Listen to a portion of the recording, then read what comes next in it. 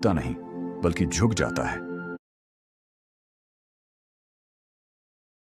क्योंकि यहां निवास करते हैं महाकाल, वो अधिष्ठाता जो केवल मृत्यु के स्वामी नहीं बल्कि समय के भी स्वामी हैं।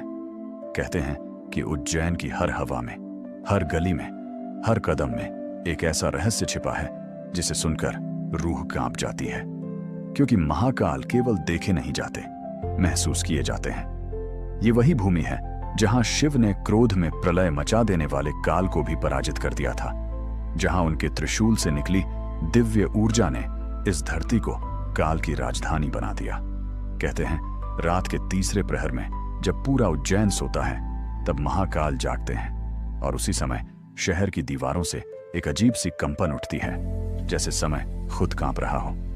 महाकाल के गर्भगृह में जो ज्योति जलती है वह साधारण दीप नहीं बल्कि हजारों वर्षों की तपस्या का परिणाम है। यहां प्रवेश करने से पहले ही ऐसा लगता है जैसे कोई आपकी आत्मा को पढ़ रहा हो।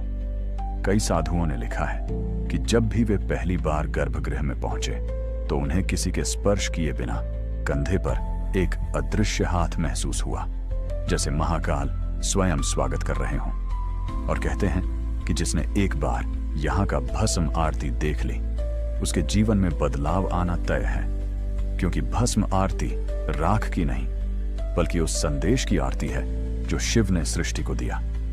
जो जन्मा है वो राख होगा और राख से ही पुनः जन्मेगा।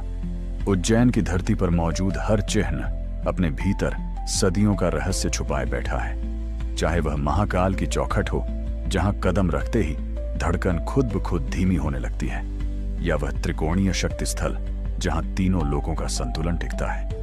कहते हैं कि यहां समय का प्रभाव इतना अनोखा है कि खगोलविद भी मानते हैं उज्जैन के ऊपर जो आकाश है उसमें एक कॉस्मिक बैलेंस पॉइंट मौजूद है, जहां समय सामान्य से अलग गति से चलता है।